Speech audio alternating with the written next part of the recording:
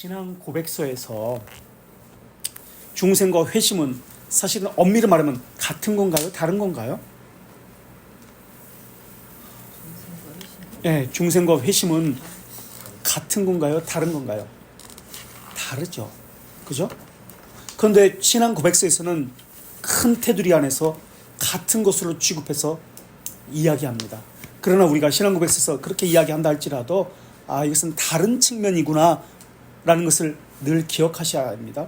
그래서 중생 회심은 다른 말로 또 우리는 뭐라고 이야기했죠? 신앙 고백서는 안 나옵니다. 회심은 다른 중생의 체험이라고 중생과 연결시켜가지고 그렇게 이야기하죠. 그래서 회심이란 말은 중생의 경험 또는 중생의 체험이라고 우리는 이야기합니다. 이것은 하나님의 측면과 사람의 측면에서 사람의 측면입니다. 하나님을 아는 지식과 인간을 아는 지식, 사람을 아는 지식이 함께 동전의 양면처럼 함께 갑니다. 이것이 기독교 강에서 첫 번째로 보여지는 것이죠. 하나님을 아는 지식과 인간을 아는 지식. 이것은 어떤 지식이라고 이야기하죠? 두 지식이라고 이야기합니다. 그럼 하나님을 아는 지식과 그 구속주를 아는 지식과 창조주를 아는 지식은 이중 지식이라고 하죠. 이것이 전제가 돼야지 신앙생활이 복음도 이해되고 신앙생활이 바르게 되어질 수 있습니다. 이것이 전제가 되지 않으면 바르게 되어지지 않으면 어긋나집니다.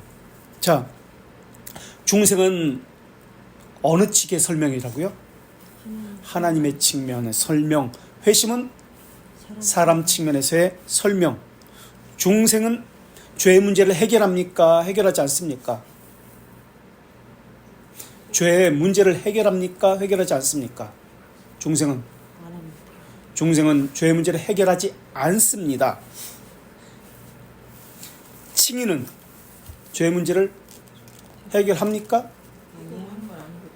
그럼 뭐예요? 중생은 신분의 변화, 그냥 선은 법적 칭의는 제사하면 죄들의 용서, 죄 사함은 누구의 측면? 그럼 다시 제사하면 하나님 측면 죄 사함. 성경에서 죄 사함 하나님의 측면을 설명하고 있다. 우리 측면에서는 이것은 죄들의 용서. 우리 측면에서 바라보는 거예요.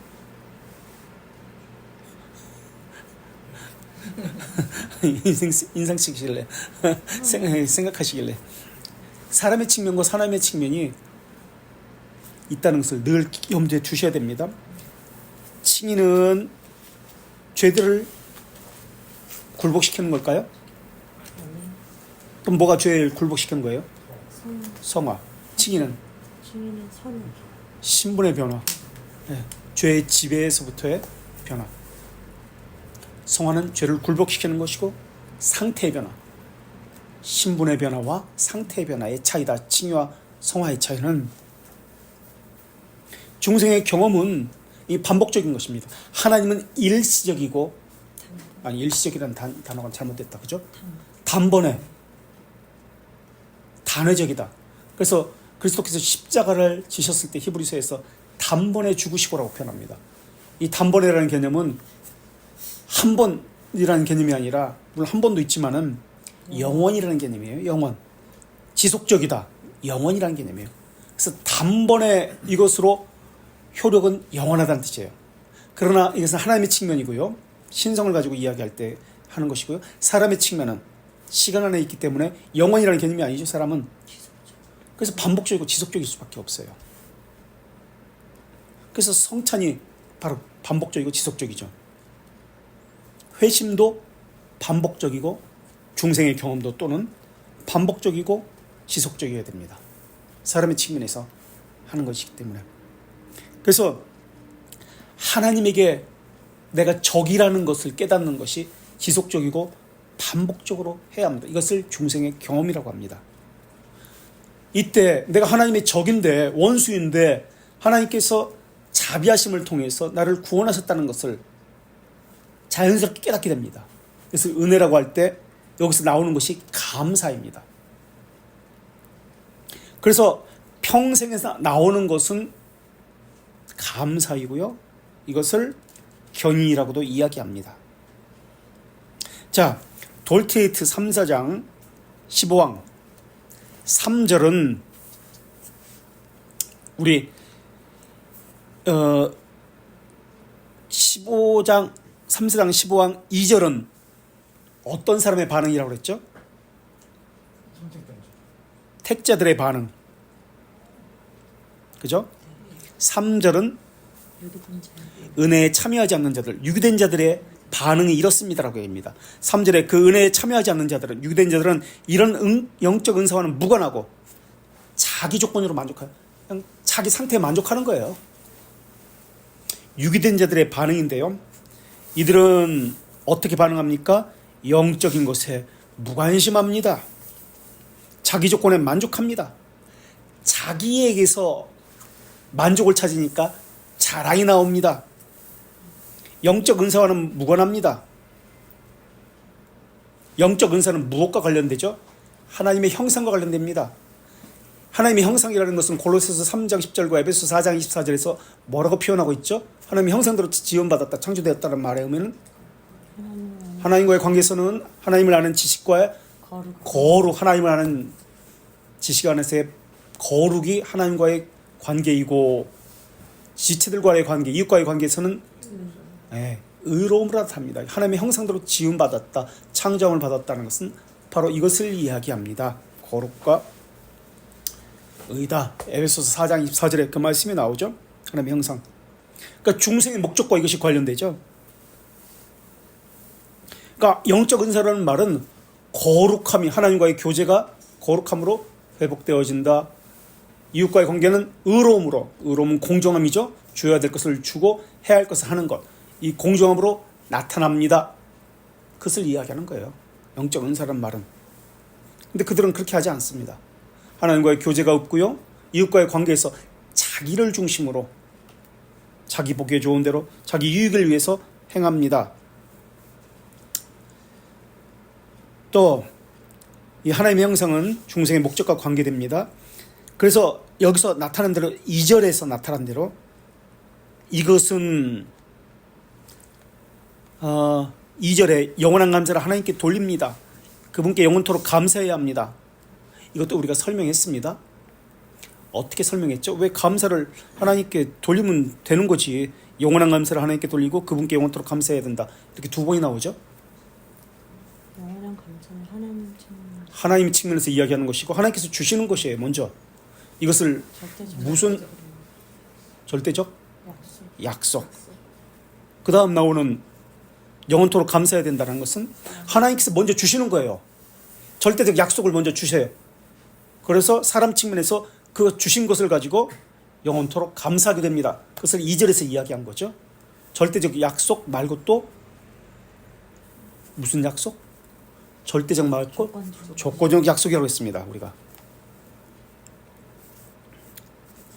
그래서 3절에 유기된 자들은 반응이 영적인 것에 무관심하고 자기 조건에 만족하고 자기를 자랑하고 영적 은사와는 무관하고, 그러니까 하나님의 형상과는 무관하고, 반대로 이야기하면 감사하지 않습니다.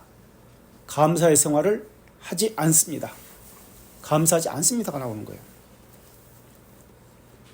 또 감사와 연결된다라는 말은 자기를 희생제사로 드리지 않습니다라는 것과 연결되고요. 또 무엇과 연결될까요? 감사는 기도와도 연결됩니다.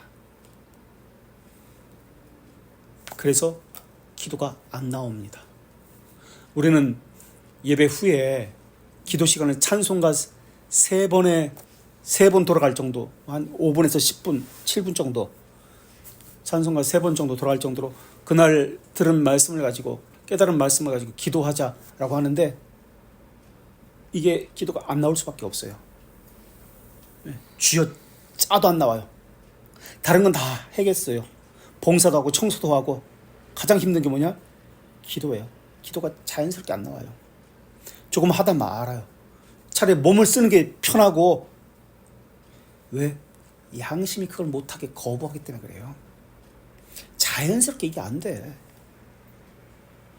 고작 한 2, 3분 안 돼가지고 그냥 버텨내는 거야. 앉아있는 거예요. 설교는 그래도 귀라도 닫으면은 딴 생각하면 좀 낫거든요. 근데 기도는 마음에서 우러나와야 되는데 이게 나오질 않는데 어떻게 해? 설교보다 더 싫은 게 기도예요. 자신이로 만족한다고 그랬잖아요. 자신 조건으로 만족하는데 왜 하나님을 의존해요? 의지할 이유도 없어요. 자기에게 만족하는 사람이 왜 감사해요? 감사할 이유도 없어요. 하나님의 것이라 그리스도인이라는 그 말이 하나님의 그리스도의 것이잖아요. 하나님의 것이라고 고백할 수도 없어요. 그것의 상징적 표현이 우리 감사헌금과 11조잖아요. 자기를 부인하는 게 안 되는데, 하나님 중심으로 생각하는 게 안 되는데, 자기 중심적으로 생각하면서 자기를 귀찮게만 안 하면 된다라고 생각합니다. 거기까지만 양보해요. 자기를 귀찮게 안 하면 그래, 그것까진 봐주겠어. 나 귀찮게 하지 마. 대규리문답 32문 3절 227페이지 보세요. 대규리문답 32문 3절 32문 3절 227페이지 하나님의 은혜는 둘째 언약에서 어떻게 명시되었습니까? 라고 합니다. 3절 그들의 믿음의 진실성과 하나님께 드리는 감사의 진실성에 관한 증거로서 또 구원에 이르도록 그분이 정했다는 방법으로 그들이 전적으로 거룩하게 순종하게 된다. 전적으로. 근데 보세요. 믿음의 진실성이 무엇과 연결되는 것이죠? 하나님께 드린 감사의 진실성과 연결돼요. 그 증거와 연결돼요.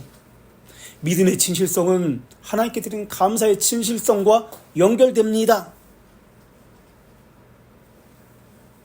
그리고 하나님이 정하셨 그 방법, 전적으로 거룩하게 그것에 순종합니다라고 합니다. 절대 순종하지 않아요. 내가 중심에 있어가지고 나는 이렇게 해야지 그 생각을 해요.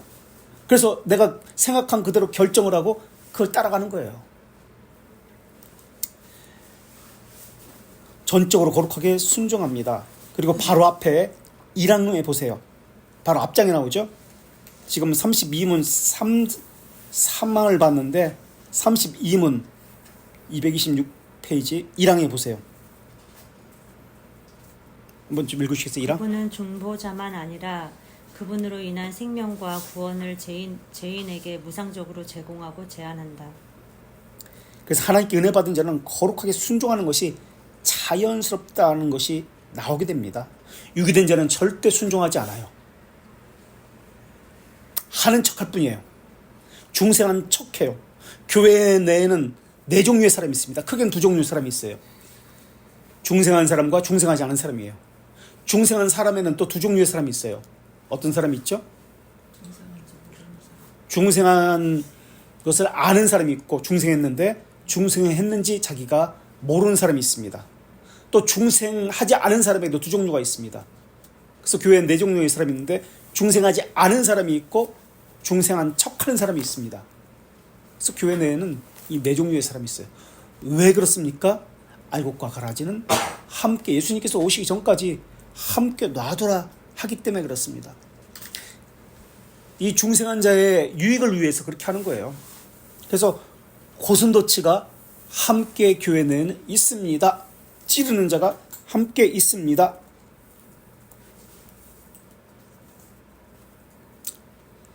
자기 상태에 만족해요. 그 사람들은. 자기 상태에 만족한다는 말의 의미는 무엇입니까?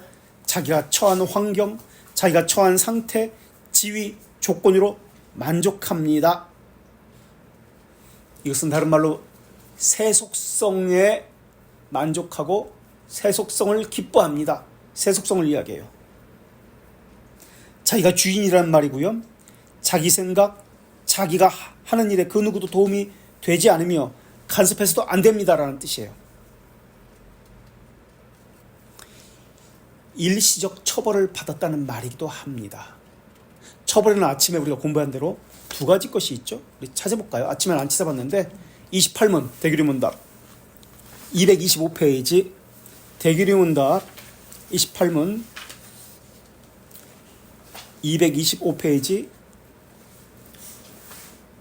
이 세상에서 죄에 대한 처벌은 내적으로는 마음 심정의 굳어짐, 예. 상실한 마음, 미혹의 역사, 고집, 양심의 공포, 그리고 부끄러운 욕심과 같은 것이고 네. 내적으로는 지금 마음의 굳어짐, 상실한 마음, 뭐 미혹의 역사, 고집, 양심의 공포, 부끄러운 욕심, 고집 부려요. 자기가 옳다고 생각해요. 나 먹고 살기 바빠. 여건이 안 돼서. 영적 선에 대해서 무관심해요. 하나님 말씀보다 자신의 육체적인 어떤 관심사에 더 관심을 갖습니다. 무관심해요. 영적인 은사에 대해서 무관심합니다. 지금 우리 그거 하고 있어요. 중생하지 못한 사람은 우리 3사장 15왕 3절에서 영적 은사에 무관심합니다. 지금 그걸 이야기하고 있습니다. 또 그리고요. 외적으로는 우리 때문에 피조물에 대한 하나님의 저주, 우리 몸, 명예, 재산, 관계, 그리고 직업에서 일어나는 모든 악한 것이고 이런 것은 죽음 자체와 함께하는 것이다. 예.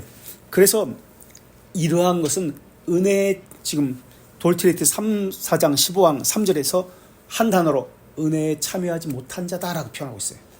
그죠? 은혜에 참여하지 못한 자는 이렇습니다. 이 사람들은 영적으로 이러이러한 특징을 가지고 있습니다. 무관심하고 등등등, 강팍하고 등등, 순종하지 아니하고 은혜에 참여하지 못한 자입니다.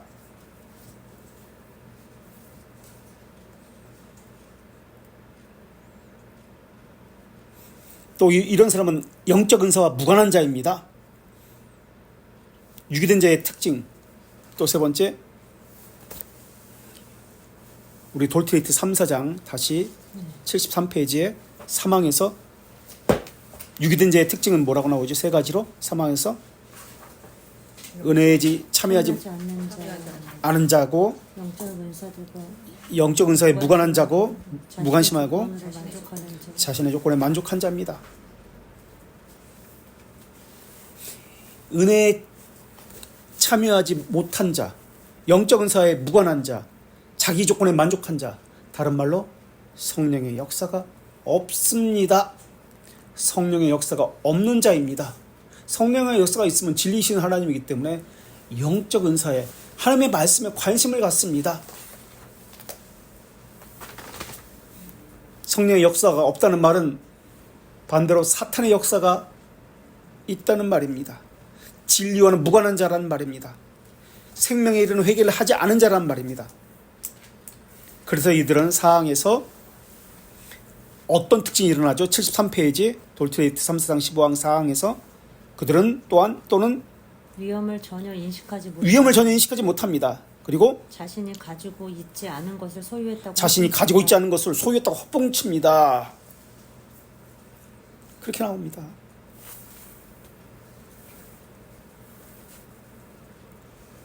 이들은 생명에 이르는 회개를 받지 못한 자입니다. 왜 위험을 느끼지 못합니까? 생명에 이르는 회개를 받지 못했기 때문에 그렇습니다. 왜 회개하지 못하는, 위험을 느끼지 못하는 자를 생명에 이르는 회개를 받지 못했다고 했을까요? 우리 76문 한번 볼게요. 대규리 문답 242페이지.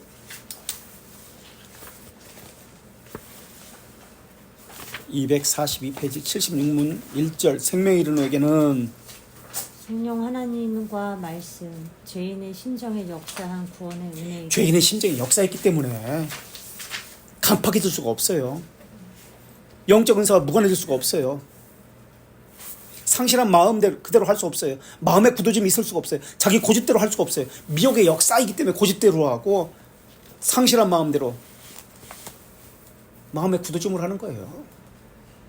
생명에 이르는 회개를 받았다면 성령께서 말씀으로 죄인의 심정에 역사한 구원의 은혜를 받기 때문에 2절 이것으로 죄들의 위험만 아니라 죄들의 더럽고 가증한 것을 보고 느끼는 것에서부터 또 죄를 뉘우치는 것에 이르게 될 뿐만 아니라 그리스도 안에 있는 하나님의 자비함을 이해하게 됩니다. 하나님의 자비하심을 이해하게 돼요. 죄들의 위험을 느끼고요. 지금 여기서는 죄의 위험을 느끼지 못한다고 했죠. 이 말은 다른 말로 생명에 이르는 회개를 받지 못한 사람들이에요. 그래서 생명에 이르는 회개를 받지 못했기 때문에 죄의 위험을 느끼지 못합니다. 죄의 더럽고 가증한 것을 보고도 느끼지 못합니다. 죄를 뉘우치는 것이 없습니다. 이렇게 나오는 거예요. 그리스도에 있는 자비하심을 느끼지 못합니다. 이해하지 못합니다. 그래서 3절 이런 자는 자신의 죄들에 대해 심히 슬퍼하고 증오하기에 이것들에서 전적으로 하나님께로 돌아서고 새로운 순종의 모든 길에서 그분과 함께하려고 지속해서 그분과 함께 걷고자 합니다. 예, 생명에 이르는 회개를 받은 사람은 죄에 대해서 심히 슬퍼하고 증오합니다. 그래서 하나님께로 돌아서고요, 순종의 새로운 길을 걷습니다. 아까 우리 순종을 한다라고 그렇게 배웠잖아요. 지속해서 그분과 함께 걷고자 합니다. 그런데 대요리문답에서 지금 76문에서 그냥 회개라고 하지 않고 생명에 이르는 회개라고 했습니다.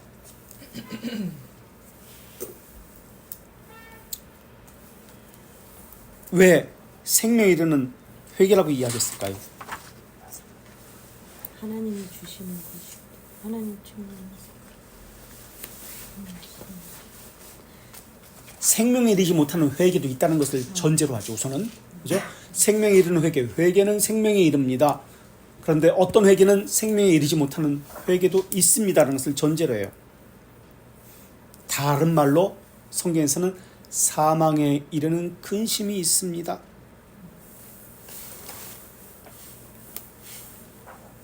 영생에 이르는 것이 아니라 영원한 생명에 이르는 것이 아니라 영원한 사망에 이르는 것이 있습니다. 생명에 이르는 회개는 결과가 영원한 구원에 이르고 영생에 이릅니다. 그러나 생명에 이르지 못하는 회개도 있습니다. 이것은 영원한 사망에 이른 것입니다. 세상 근심입니다.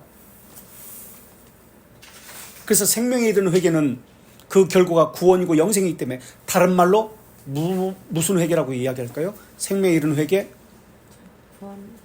구원에 이르는 회개, 영생에 이르는 회개라고도 이야기합니다. 그렇다면 죄의 위험성을 자각한 것이 생명에 이르는 회개입니까? 죄를 슬퍼하는 것이 생명에 이르는 회개입니까? 아닙니다. 죄를 자각하는 것. 우리는 설교 시간에 그래 내가 이렇게 죄가 많이 깨닫잖아요. 양심에 찔림 받잖아요. 양심에 찔리는 것이 생명에 이르는 회개입니까? 아닙니다. 찔림 받은 거 아닙니다. 죄를 슬퍼하는 것 아닙니다. 내가 고쳐야지 하는 것 아닙니다. 그럼 무엇입니까? 위험한 것인지 알기 때문에 죄에서 떠나는 것을 이야기합니다. 순종과 관련된 것입니다. 실제 생각에 관한 것이 아니에요. 생각에 관한 것은 무슨 철학이죠, 이거? 말로만, 생각으로만. 스콜라 철학이에요. 스콜라 철학. 우리 중세교회에서도 배웠잖아요. 그다음 말로만 해요. 생각으로만 해요. 그래, 그렇게 해야지. 근데 실제 순종은 없어요. 행동은 없어요. 그게 스콜라 철학입니다. 그래서 죄를 슬퍼하는 것에서 그치지 않습니다. 찔림받는 것에서 그치지 않습니다. 돌이킵니다. 죄에서 떠납니다. 그게 성화입니다. 그게 견인입니다. 그래서 유기된 자는 근심을 할 수 있어요. 양심은 찔릴 수 있습니다. 가룟 유다도 찔렸잖아요. 그리고 그 누구야? 바울에게 그 누구 왕이죠? 아니 바울에게 그 설교에서 양심이 듣고 세례 요한도 마찬가지고 벨리스 총독 말고 또 있어. 아그리빠 왕이시여. 찔렸잖아요. 말씀을 듣기를 좋아했잖아요. 찔린 거 아니에요. 성호와 견인의 순종은 그들은 없습니다. 찔림도 있고 근심도 있습니다. 이렇게 하지 말아야 되는데 이것도 있습니다. 거기서 그칩니다. 순종은 없습니다. 우리 대기료운답 75문 2양 보시겠습니다. 241페이지 대기료문답 75문 2양 생명에 이르는 회개의 씨앗과 다른 모든 구원의 은혜가 그들의 심정에 뿌려져서 흥분되고 증진되고 강화되기에 그들이 죄에 대해 점차로 죽고 새로운 삶에 이르게 된다. 이 마지막 죄에 대해 점차로 죽고 새로운 삶, 무슨 말이에요? 참된 회개. 참된 회개란 말이죠, 이게. 그죠? 죄에 대해서 죽고 의에 대해서 사는 것. 이것을 디도서 3장 5절에서는 중생의 씻음과 성령의 새롭게 하심. 중생의 씻음은 칭의를 이야기하고 세례를 이야기하고, 성령의 새롭게 하심은 성화를 이야기하고 성찬을 의미합니다. 우리가 이미 다 배운 거예요. 그렇다면 이렇게 질문할 수 있습니다. 회개는 행위인가, 태도인가, 과정인가? 회개는 행위입니까? 아니면 어떤 자세, 태도입니까? 무엇에 대한 태도입니까? 아니면 그 거쳐가는 과정임 회개입니까? 믿음의 결과입니다. 인간적인 측면에선 하나님에 대한 태도이고요, 자세이고요, 하나님의 형상대로 새로운 피조물이 되었다는 측면에서는 지속적인 과정이고요. 회개는 단번에 이루어진 거 아니잖아요. 사람의 측면이니까 지속적으로 행한다는 측면에서 우리의 행위입니다. 그래서 세 가지 다입니다. 이것을 참된 회개라고 합니다. 생명에 이르는 회개는 하나님의 은혜인가 우리의 의지인가? 그럼 생명에 이르는 회개는 하나님의 은혜인가 우리의 의지인가? 하나님의 은혜. 우리 사도행전 11장 18절. 우리 교리하면은 사람이 만들어낸 것이라고 늘 생각해요. 사도행전 11장 18절. 11장 18절. 생명에 이르는 회개. 그들이 이 말을 듣고 잠잠하여 하나님께 영광을 돌려 이르되 그러면 하나님께서 이방인에게도 생명 얻는 회개를 주셨도다 합니다. 예, 하나님께서 생명을 얻는 회개를 주셨기 때문에 하나님께 영광을 돌리는 거예요. 먼저 하나님께서 주신 거예요. 생명 얻는 회개를 하나님께서 주셨습니다 라고 이야기해요.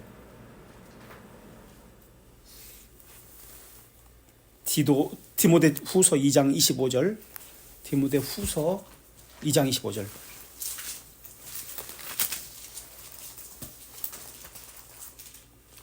거역하는 자를 온유함으로 훈계할지니 혹 하나님이 그들에게 회개함을 주사 진리를 알게 하실까 하며.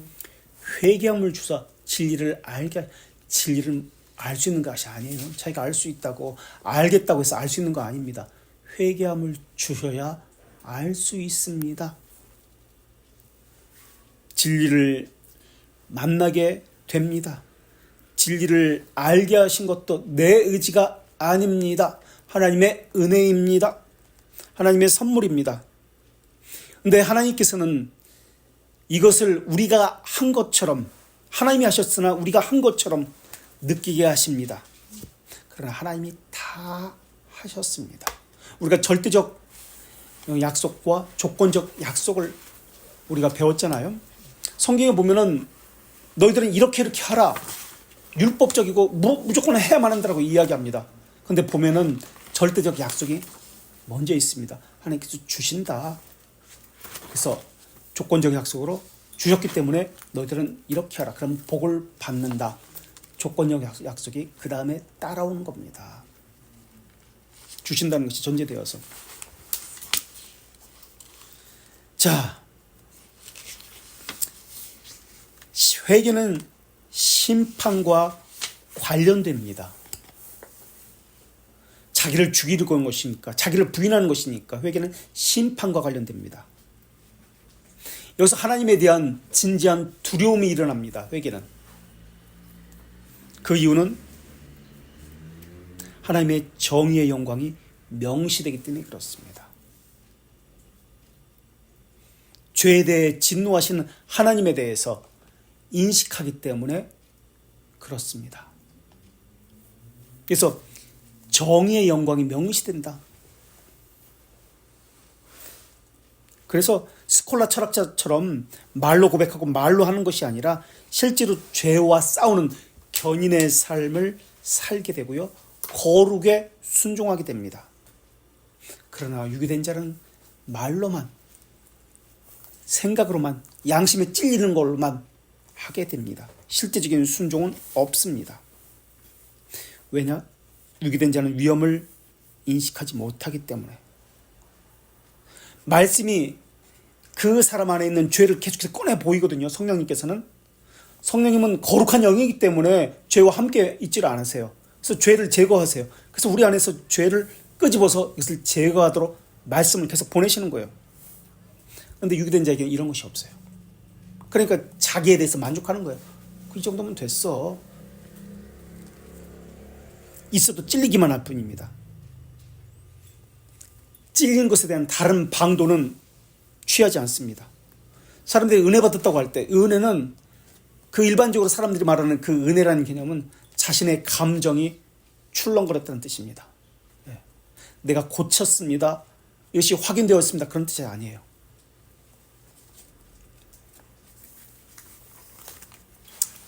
중생한 척 하는 사람들입니다. 이제 5왕에서 그것을 이야기합니다. 5왕은 누구에 관한 73페이지 하나님의 은혜에 대한 반응.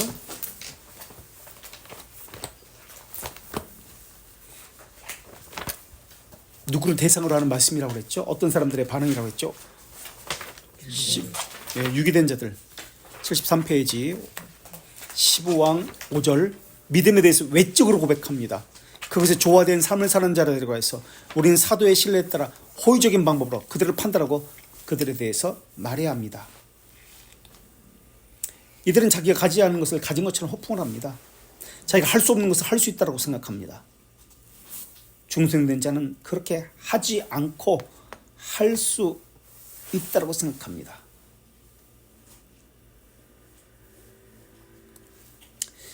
중생된 자는 자기 이름이 중요한 게 아니라 하나님의 영광이 중요합니다. 자기 이름이 알려지는 것이 중요한 것이 아니라 교회가 바로 세워지는 것, 예수 그리스도의 이름이 알려지는 것, 이것이 중요하다고 여깁니다. 하는 척하는 사람이 아니라 실제로 하는 사람입니다. 이게 중생된 사람입니다. 그러나 중생되지 않은 척, 중생된 척하는 사람은 외적으로만 고백합니다. 내적인 것이 없어요. 외적으로만 고백합니다. 그래서 5왕에 보면은 이 사람은 외적으로만 고백하는 사람입니다. 외적으로 고백한다는 단어 한번 보십시오. 영어 단어 이터널이라는 단어와 비슷한데 X가 들어갔어요. EX가 들어갔어요. 그죠? EX 이터널은 누구의 측면에서 쓰는 단어죠? 영원이라는 단어는 하나님 측면에 영원히. 사람은 영원히가 아니에요. 시간에 지배받기 때문에 일시적이나 단기적이에요. 근데 하나님이 영원하신 하나님이라고 해요. 그래서 이터널이라는 단어를 써요. 하나님에 대해서는 늘 항상 이터널이란 또는 이터너티 명사형으로 쓰는데, 근데 여기에 이터널이라는 단어가 비슷한데 X가 들어갔어요. 좀 보세요. 단어, 영어 단어. X가 더 들어갔어요. 대외적이라는 뜻이에요. 대외적. 외적인 고백이라는 뜻이 5왕에 외적으로 고백하며 5왕 둘째 줄에 영어 있죠? 터널. 이터널이 아니라 대외적이다. 로마서 10장 10절에 마음으로 믿어 의에 이르고 입으로 시인하여 구원에 이른다고 할 때 마음으로 믿고 입으로 시인하면 구원을 받는다. 그런 뜻인가요, 이것이? 로마서 10장 10절.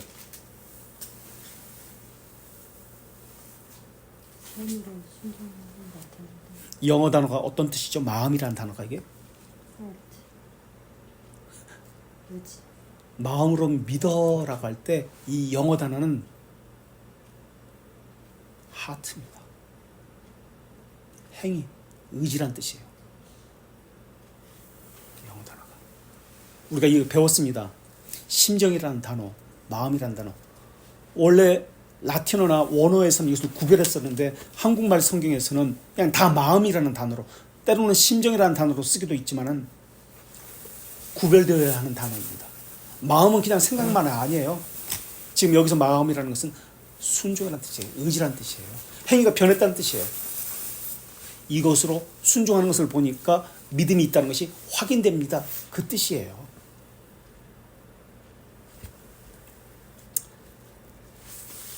내 마음으로 믿으면 구원받는다 할 때 그것도 하트입니다. 의지란 뜻이에요. 영혼의 기능에는 두 가지 것이 있죠. 마인드와 하트. 마인드는 이성, 오성, 지식, 판단 이것을 이야기하고 하트는 의지와 관련됩니다. 성경에 이 두 단어를 구분했습니다. 그래서 이것을 하트는 의지는 심정이라고 표현하고 있습니다. 그리고 마음이라는 단어는 이 마인드라는 뜻이에요. 이성, 오성, 판단, 지식 이런 개념으로 씁니다. 근데 지금 이 사도행전에서 로마서 10장 10절에서 이 마음은 심정입니다. 심정으로 믿어. 하트라는 뜻입니다. 순종으로. 내 마음의 믿음은 구원받을 때 하트입니다. 의지와 관련됩니다. 행한다는 뜻이에요. 순종이라는 뜻이에요. 순종함으로 보인다는 뜻이에요. 말로만 한다는 뜻이 아니에요. 이거. 6항 그 다음 13페이지 6항은 누구에 대한 고백이죠? 택자. 심정의 비밀적인 깊숙한 부분을 우리에게 알려지지 않았습니다. 중생대제에 대한 반응인데요. 심정의 비밀적인 깊숙한 부분이라고 했습니다. 이것도 영어를 보세요. 심정의 비밀적인 깊숙한 부분. 마인드가 아니라 하트입니다. 여기 심정이라고 번역되어 있죠? 하트예요, 하트. 그렇죠? 밑에서 둘째 줄 영어. 의지라는 뜻이에요. 이것도 역시 의지, 순종이라는 뜻이에요. 밑에서 둘째 줄에. 그러니까 믿음의 문제는 무엇에 관한 문제입니까? 머리에 관한 문제입니까? 마음에 관한 문제입니까? 혀에 관한 문제입니까? 아닙니다. 고백의 문제가 아니라 순종이라는 뜻이에요. 심정의 뜻이에요. 고백이라는 말은 행위로서 순종해서 보인다는 뜻이지 입으로 말한다는 뜻 아니에요. 의지로 보이는 순종이라는 뜻이에요. 입으로 시인하여 구원에 이른다고 할 때 이 고백은 입으로 고백하는 것을 말하지 않아요. 순종이라는 뜻이에요. 거룩함을 드러낸다는 뜻이에요. 지금 영어로 그게 나오잖아요. 한국말로 번역이 지금 그렇게 되어 있어가지고 오해역 13입니다. 성령께서 하나님 측면에서 부어주시는 믿음은 올바른 믿음이라고 우리가 벨지카에서 공부했죠. 올바른 믿음이 부어지면 찾아볼까요? 올바른 믿음이 부어지면 어디에 있어요? 벨지카 24장 1항 한번 보세요.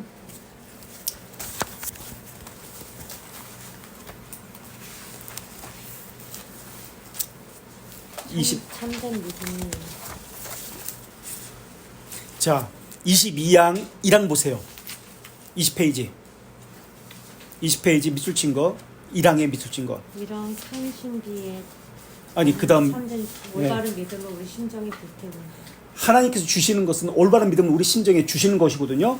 올바른 믿음을 받은 사람은 우리 심정에 의지에 받은 사람은 어떻게 된다고요? 24항에서 참된 믿음이 인간을 중생시켜 새 사람이 되게 하고 참된 믿음을 우리 안에서 반응으로 나타나게 됩니다라고 이야기합니다.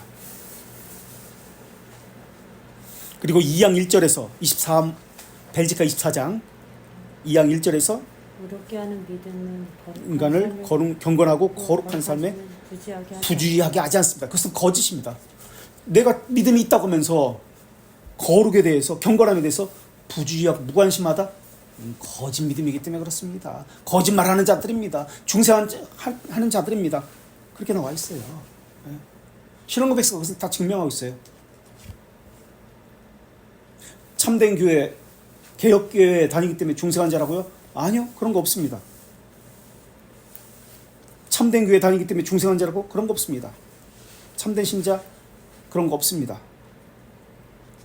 정의로운 왕은 범죄자를 감옥에 가두어야 합니다. 그래서 선량한 백성과 분리시켜야 합니다.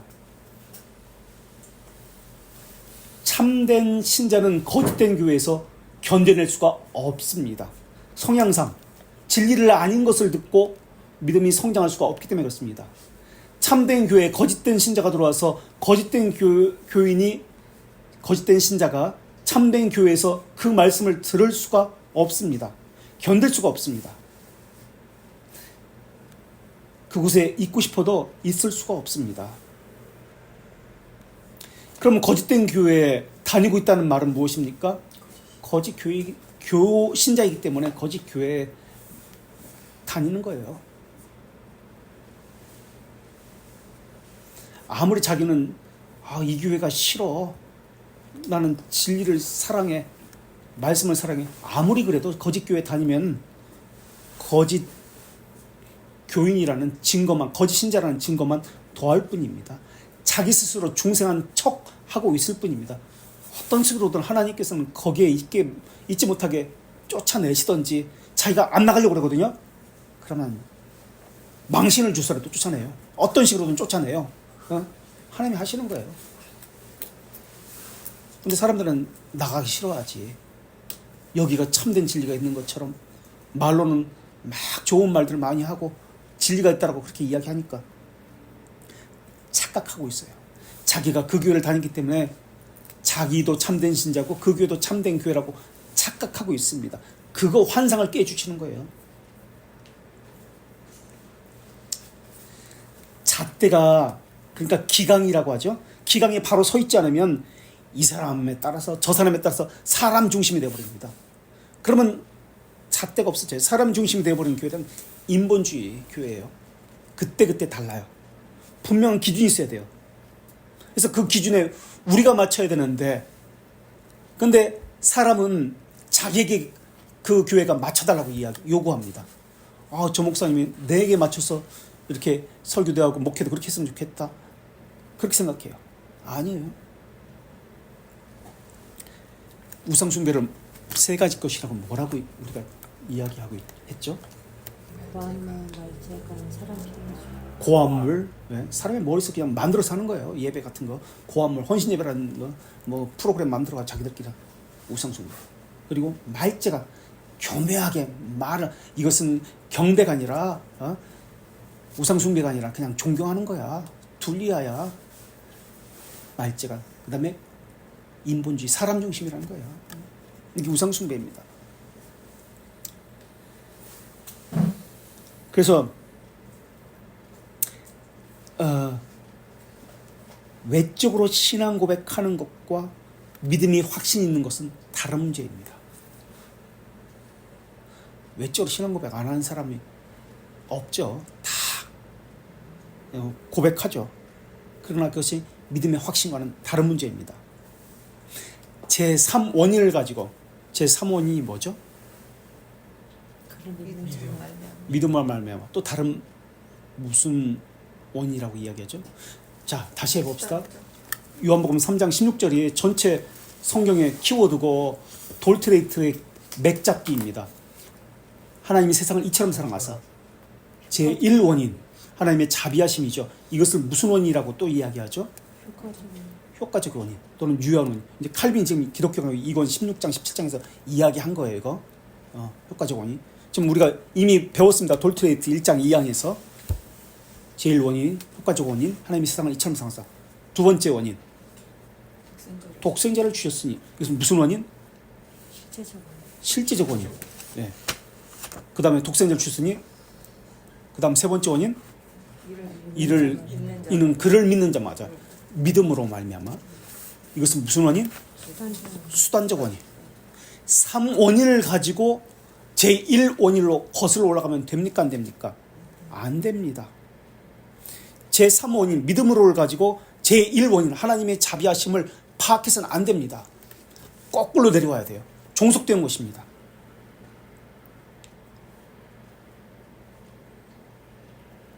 그래도 우리는 외적으로 고백하면 성도라고 여길 수밖에 없습니다.